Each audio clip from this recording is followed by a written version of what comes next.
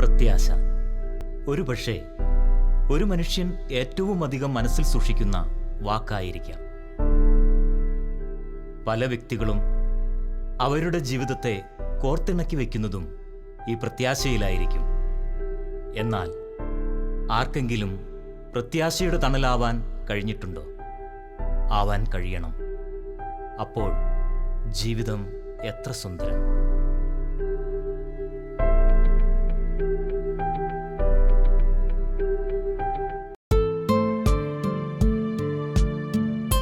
തിരുവനന്തപുരം, കേരളത്തിൻ്റെ തലസ്ഥാന നഗരം.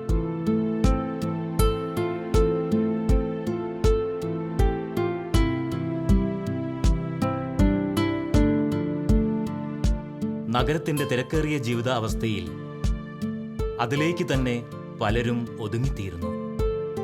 അവിടെ ക്യാൻസർ സാന്ത്വന ശുശ്രൂഷ രംഗത്ത് കനിവിൻ്റെ പുത്തനൊരു അധ്യായം രചിക്കാൻ ആരംഭം കുറിച്ചതാണ് ലൂർദ് മാതാ കെയർ ഹോം.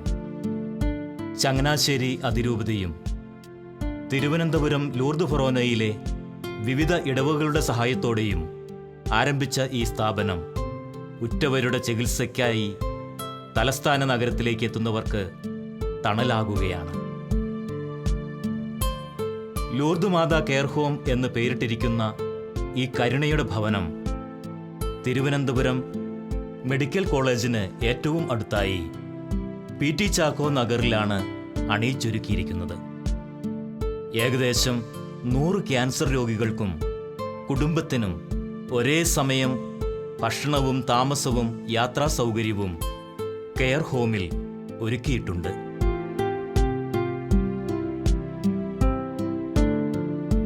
ജാതിമത പരിഗണനകൾക്ക് അതീതമായി ക്യാൻസർ രോഗികൾക്ക് കരുതലിൻ്റെ കരം നീട്ടുകയാണ് ഈ തണൽമരം. അമ്മയുടെ ലൂർദിലെ പ്രത്യക്ഷപ്പെടലിൻ്റെ 150-ാം വർഷം പ്രമാണിച്ച് ലൂർദിലെത്തി മാതാവിൻ്റെ ആ തീർത്ഥാടന കേന്ദ്രത്തിൽ പ്രാർത്ഥിക്കാനായിട്ട് എനിക്ക് അവസരം കിട്ടി. അവിടെ അങ്ങനെ പ്രാർത്ഥിച്ചുകൊണ്ടിരിക്കുമ്പോഴത്തേക്ക് അവിടെ ആയിരിക്കുന്ന സമയത്ത് അവിടുത്തെ പ്രത്യേകമായ സാഹചര്യങ്ങളെല്ലാം ഞാൻ നോക്കിക്കണ്ടു. അവിടെ ആയിരിക്കുമ്പോഴത്തേക്ക് എൻ്റെ മനസ്സിലേക്ക് കടന്നു വന്നൊരു ചിന്ത, ഈ മാതാവിൻ്റെ ലൂർദിലെ മാതാവിൻ്റെ പേരിലുള്ളതാണല്ലോ തിരുവനന്തപുരത്തെ ലൂർദ് പള്ളിയും. അവിടെയും മാതാവിൻ്റെ ഈ കരുതലും കാരുണ്യവും ഒക്കെ പങ്കുവയ്ക്കുവാനായിട്ടുള്ള അവസരങ്ങൾ കൂടുതൽ ഉണ്ടാകണമല്ലോ എന്നുള്ള ചിന്ത മനസ്സിലുണ്ടായി. അപ്പോൾ ഈ തിരുവനന്തപുരത്ത് മടങ്ങിയെത്തിയപ്പോഴത്തേക്ക് ആ ചിന്തകളോടുകൂടി ഒരു പ്രസ്ഥാനം തുടങ്ങാനായിട്ട് ആഗ്രഹിച്ചു. അപ്പോൾ അതിന് ലൂർദിൽ മാതാവിൻ്റെ സന്നിധിയിൽ പ്രാർത്ഥിച്ചുകൊണ്ടിരിക്കുമ്പോൾ അവിടെ വെച്ച് തന്നെ മനസ്സിൽ പ്രചോദനം ലഭിച്ച, മനസ്സിൽ തെളിഞ്ഞു വന്ന ഒരു പേരാണ് ലൂർദ് മാതാ കെയർ, ലൂർദ് മാതാവിൻ്റെ കരുതൽ. അങ്ങനെ ഇവിടെ എത്തിയ ശേഷം ലൂർദ് മാതാ കെയർ എന്ന പേരിൽ മാതാവ് ലൂർദിൽ പ്രത്യക്ഷപ്പെട്ടതിൻ്റെ 150-ാം വാർഷിക ദിനത്തിൽ 2008 ഫെബ്രുവരി മാസം 11-ാം തീയതി ആഘോഷമായിട്ട് ദീപം തെളിച്ചുകൊണ്ട് ലൂർദ് ഫൊറോന പള്ളിയിൽ വെച്ച് ലൂർദ് മാതാ കെയർ ഉദ്ഘാടനം ചെയ്തു. അങ്ങനെ ആ ലൂർദ് മാതാ കെയറിന് തുടക്കമിട്ടു. 2016 കരുണയുടെ വർഷം പരിശുദ്ധ പിതാവ് ഫ്രാൻസിസ് മാർപ്പാപ്പ കരുണയുടെ വർഷമായിട്ട് പ്രഖ്യാപിച്ച സുദിനത്തിൽ 2014 ഇതിൻ്റെ പ്രവർത്തനം പി.ടി. ചാക്കോ നഗറിൽ ആരംഭിച്ച് ഇതിൻ്റെ പണികൾ ആരംഭിച്ച് 2016 ഇതിൻ്റെ പണികൾ പൂർത്തീകരിച്ച് വത്തിക്കാൻ പ്രതിനിധി സാൽവത്തോർ പെനാക്കിയോ പിതാവിൻ്റെ അധ്യക്ഷതയിൽ നേതൃത്വത്തിൽ ചങ്ങനാശ്ശേരി അതിരൂപതയുടെ മെത്രാപ്പൊലീത്ത അഭിവന്ദ്യ മാർ ജോസഫ് പെരുന്തോട്ടം പിതാവിൻ്റെയും തിരുവനന്തപുരം ലത്തീൻ അതിരൂപതയുടെ മെത്രാപ്പൊലീത്ത അഭിവന്ദ്യ സൂസപാക്യം തിരുമേനയുടെയും സാന്നിധ്യത്തിൽ, മഹനീയ സാന്നിധ്യത്തിൽ ഈ ഭവനം പാവങ്ങൾക്ക് വേണ്ടി സമർപ്പിക്കുകയുണ്ടായി. ക്യാൻസർ എന്ന രോഗത്തിന് ഏതു പ്രായം എന്ന് മുഖനോട്ടമില്ല. ഏതു പ്രായത്തിലും ഈ രോഗം വന്നു ചേരാം. ജീവിതത്തിലേക്ക് തളിർക്കാൻ തുടങ്ങുന്ന കൊച്ചുകുട്ടിയെ വരെ ഈ രോഗം ആക്രമിച്ചേക്കാം. രോഗം കൊച്ചു കുരുന്നുകൾക്ക് ആണെങ്കിലും വേദന അവരുടെ മാതാപിതാക്കൾക്കാണ്. സ്വന്തം പൈതങ്ങളുടെ കളിയും ചിരിയും മങ്ങുമ്പോൾ ആ മാതാപിതാക്കളുടെ ഹൃദയവും തളരുന്നു. എന്നാൽ ലൂർദ് മാതാ കെയർ ഹോം എന്ന തണൽ അവർക്ക് പ്രത്യാശയുടെ ജീവശ്വാസം നൽകുന്നു. അവർ ചിരിക്കുന്നു, കളിക്കുന്നു. അവിടെ ക്യാൻസർ എന്ന രോഗം വെറും പേര് മാത്രമാകുന്നു. ജീവിതത്തിൽ പ്രത്യാശ നഷ്ടപ്പെട്ട് എത്തുന്നവർ പലരും ഇവിടെ എത്തുമ്പോൾ വല്ലാത്ത ശാന്തത അനുഭവിക്കുന്നു എന്ന് സാക്ഷ്യപ്പെടുത്തുന്നുണ്ട്. ഇനി മറ്റ് പല പ്രവർത്തന മേഖലകളും ജീവകാരുണ്യ പ്രവർത്തനങ്ങളും ലൂർദ് മാതാ കെയറിനോട് ചേർന്ന് നൽകാറുണ്ട്. പാവപ്പെട്ട മനുഷ്യർക്ക് എല്ലാ രണ്ടാം ശനിയാഴ്ചകളിലും അരിയും മറ്റു സാധനങ്ങളും ഒക്കെ നമ്മൾ നൽകുമ്പോഴും RCCയിലേക്ക് എത്തുന്ന പാവപ്പെട്ടവർക്ക് കൈത്താങ്ങായി തീരുമ്പോഴും രക്തം ആവശ്യമായി വരുന്ന അവസരങ്ങളിൽ അല്ലെങ്കിൽ ദൂരയാത്രയ്ക്ക് പോകാൻ നിർവാഹമില്ലാത്തവർക്ക് ആംബുലൻസ് സൗകര്യമൊക്കെ നമ്മൾ നൽകുമ്പോഴും പാഠപുസ്തകങ്ങൾ പാവപ്പെട്ട ഈ പ്രദേശത്തുള്ള പാവപ്പെട്ട കുട്ടികൾക്ക് ഉന്നതമായിട്ടുള്ള പഠനത്തിലേക്ക് നയിക്കാനായിട്ടുള്ള വിദ്യാഭ്യാസ സഹായങ്ങൾ ഉൾപ്പെടെ ചെയ്യുമ്പോഴും ഇവിടെ വന്ന് താമസിച്ച് സൗഖ്യപ്പെട്ട കുഞ്ഞുങ്ങൾക്ക് ഉപരിപഠനത്തിനായിട്ടുള്ള സഹായങ്ങൾ അഭിവന്ദ്യ തറയിൽ പിതാവിൻ്റെ മെത്രാഭിഷേകത്തോടനുബന്ധിച്ച് അഭിവന്ദ്യ പിതാവ് തന്നെ നൽകിയ ഈ സംഭാവനകളൊക്കെ വെച്ച് നമ്മുടെ പാവപ്പെട്ടവരെ സഹായിക്കുമ്പോൾ ദൈവത്തിൻ്റെ രാജ്യം വിസ്തൃതമാവുകയാണ്.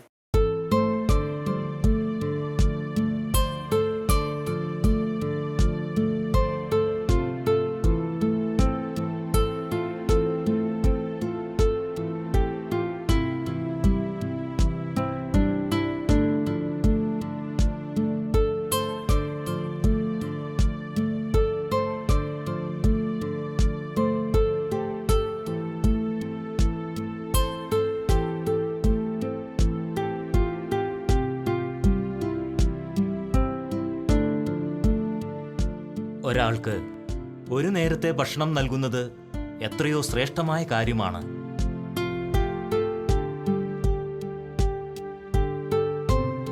രോഗത്തിൻ്റെ കാഠിന്യം പേറി ആശുപത്രി വരാന്തകളിൽ കാത്തു നിൽക്കുന്നവർ ഭക്ഷണം എന്ന ചിന്ത തന്നെ അവസാനിപ്പിച്ചവരാകാം. അവിടെയും ലൂർദ് മാതാ കെയർ ഹോം പ്രത്യാശയാവുന്നുണ്ട്.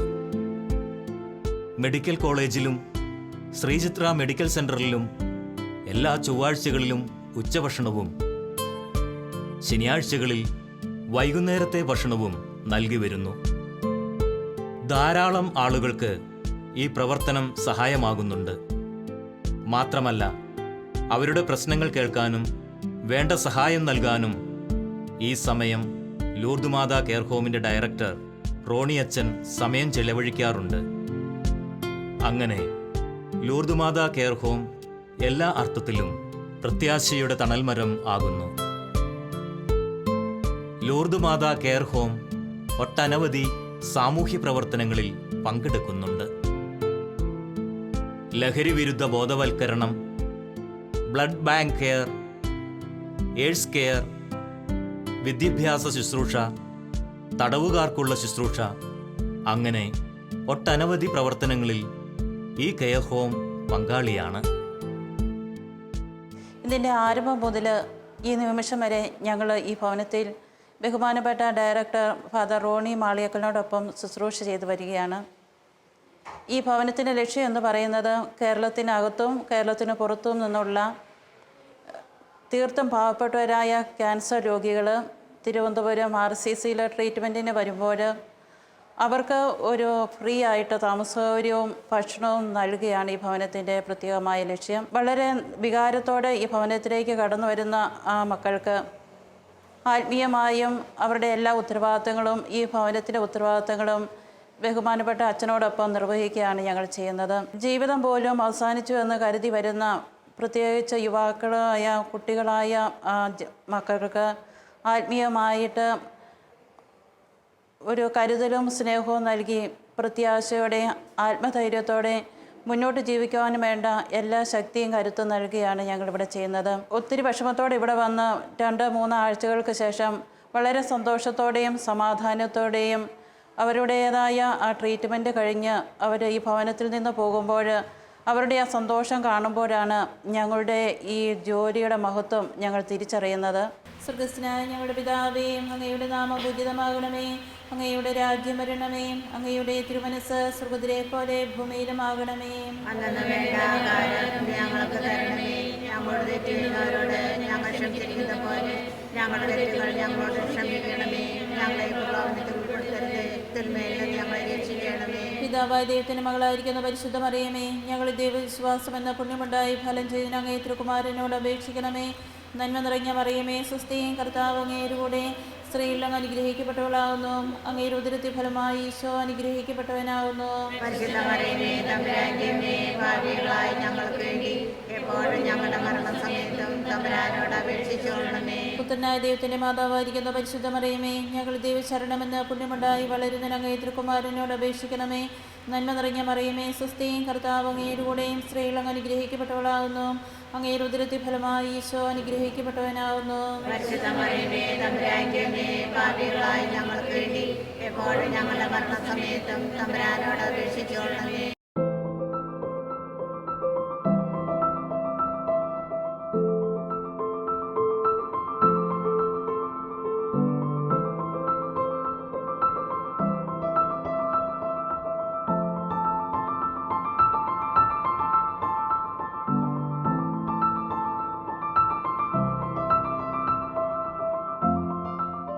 പ്രാർത്ഥന ഈ കരുണാശ്രയത്തിൽ തെറ്റിക്കാതെ തുടർന്നു പോകുന്ന ഒന്നാണ്. എല്ലാ ദിവസവും പതിവ് പോലെ ജപമാലയും മറ്റു പ്രാർത്ഥനകളും തുടർന്നു പോകുന്നു. എല്ലാവരും ഈ പ്രാർത്ഥനാ കൂട്ടായ്മയിൽ മടികൂടാതെ പങ്കുചേരുന്നു. പ്രാർത്ഥനയുടെ അന്തരീക്ഷം ഈ സ്ഥാപനത്തിൽ വലയം തീർത്തിരിക്കുന്നു. പലപ്പോഴും മുറിവുണക്കുന്ന തൈലമായി പ്രാർത്ഥന ഇവിടെ മാറുന്നു. മദർ തെരേസായുടെ തിരുശേഷിപ്പ് നമ്മുടെ ഈ ദേവാലയത്തിൽ സൂക്ഷിച്ച് പ്രാർത്ഥിക്കുന്നുണ്ട്. സൗഖ്യത്തിൻ്റെ കഥകളും എനിക്ക് പറയാനായിട്ടുണ്ട്. ഇവിടെ കൂത്താട്ടുകുളത്തു നിന്ന് വന്ന 1.5 വയസ്സ് മാത്രം പ്രായമുള്ള ശ്രീകുട്ടൻ എന്ന് വിളിക്കുന്ന ആ ഒരു കുഞ്ഞിനെയും അമ്മയെയും എനിക്ക് മറക്കാൻ പറ്റില്ല. കാര്യം അമ്മ ഈ കുഞ്ഞിനെ നെഞ്ചോട് ചേർത്ത് പിടിച്ച് പരിശുദ്ധ കുർബാന അർപ്പിക്കുന്നത് ഞാൻ കണ്ടിട്ടുണ്ട്. ദേവാലയത്തിലുള്ള മദർ തെരേസായുടെ മുടിയുടെ ഒരു ഭാഗം അവിടെയുണ്ട്. ആ മദർ തെരേസായുടെ തിരുശേഷിപ്പിൻ്റെ മുമ്പിൽ കണ്ണുനീരോടെ പ്രാർത്ഥിച്ച് പരിശുദ്ധ കുർബാനയ്ക്ക് നിയോഗം നൽകിയ ഒരു അക്രൈസ്തവ സ്ത്രീയെ എൻ്റെ മനസ്സിലുണ്ട്. തമ്പുരാൻ അത്ഭുതകരമായിട്ട് പരിശുദ്ധ കുർബാനയുടെ അവസരത്തിൽ ഈ കൊച്ചുമകനെ സുഖപ്പെടുത്തുന്നത് പിന്നീട് കണ്ടിട്ടുണ്ട്. RCC ചെക്കപ്പിന് പോകുന്നു, ഡോക്ടേഴ്സ് പറയുന്നു പൂർണ്ണമായ സൗഖ്യം പ്രാപിച്ചുവെന്ന്. വിശുദ്ധ മദർ തെരേസായുടെ തിരുശേഷിപ്പ് ഇവിടുത്തെ ചാപ്പലിൽ വിശുദ്ധമായി സൂക്ഷിച്ചിരിക്കുന്നു. വിശുദ്ധയുടെ മാധ്യസ്ഥം വഴിയായി സൗഖ്യം ലഭിച്ചവർ ധാരാളം പേരുണ്ട്. എല്ലാ ദിവസങ്ങളിലും ഇവിടെ നൊവേനയും തുടർന്ന് തിരുശേഷിപ്പ് വണങ്ങലും നടന്നുപോകുന്നു. ഇതിലൂടെയൊരു ആത്മീയ അനുഭവം ഇവിടെ എത്തിച്ചേരുന്നവർ അനുഭവിക്കുന്നു.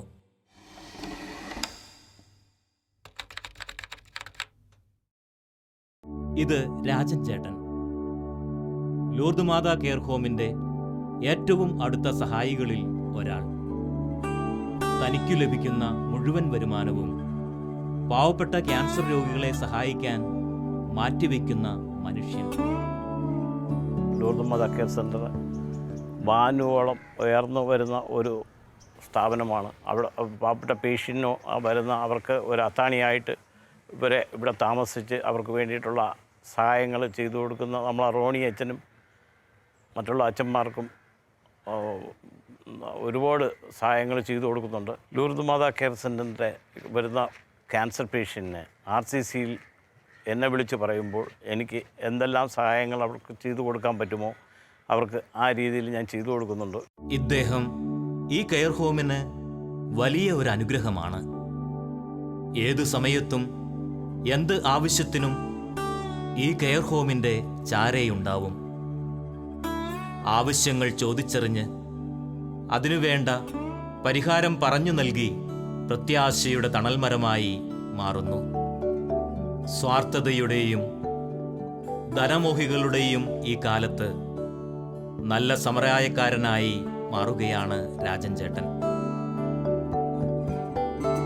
ഇത് മാത്യു ചേട്ടൻ, ലൂർദ് മാതാ കെയർ ഹോമിൻ്റെ മറ്റൊരു അനുഗ്രഹം.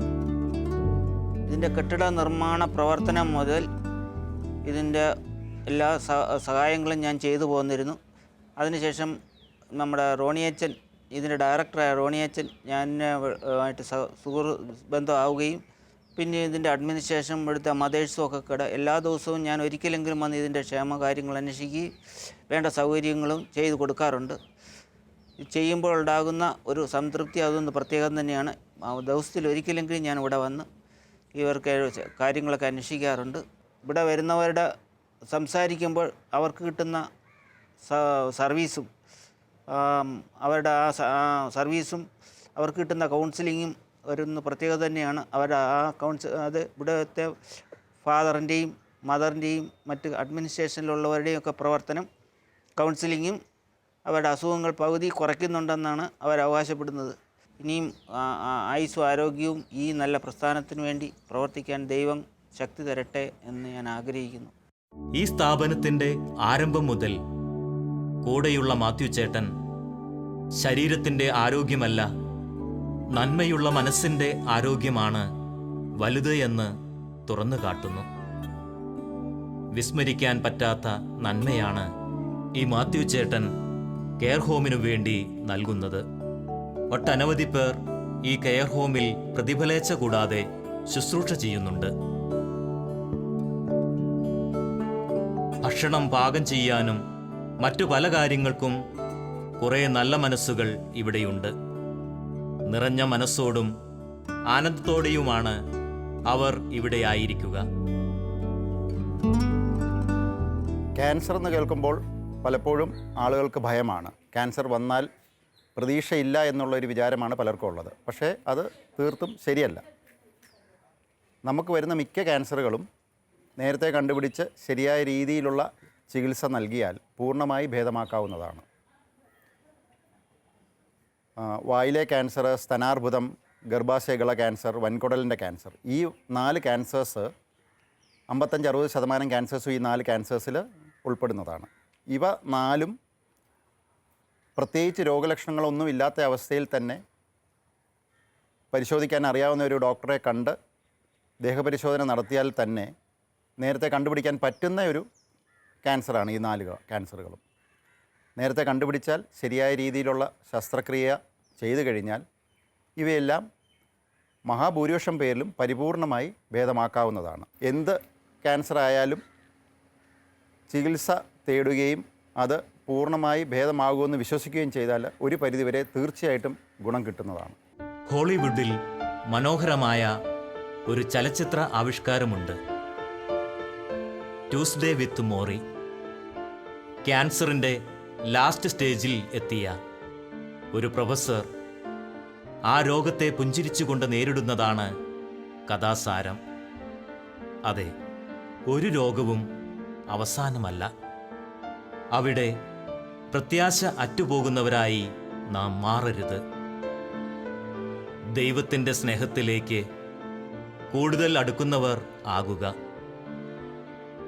നീറുന്ന വേദനകൾക്കിടയിലും പുഞ്ചിരിക്കാൻ നമുക്ക് സാധിക്കണം. വേദനകൾ ഒന്നിനും അവസാനമല്ല, അത് വരാനിരിക്കുന്ന നന്മയുടെ, സന്തോഷത്തിൻ്റെ തുടക്കമാണ്. രോഗം നമ്മെ തളർത്തുന്നു, നിരാശരാക്കുന്നു, പ്രത്യാശ നഷ്ടപ്പെടുത്തുന്നു. മാനസികമായി നമ്മൾ അവശരാകുന്നു.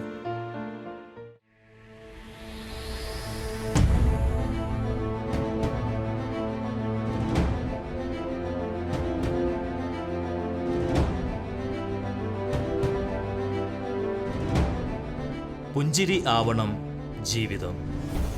അത് മറ്റുള്ളവരിലേക്ക് പകരുമ്പോൾ കൂടുതൽ സുന്ദരം.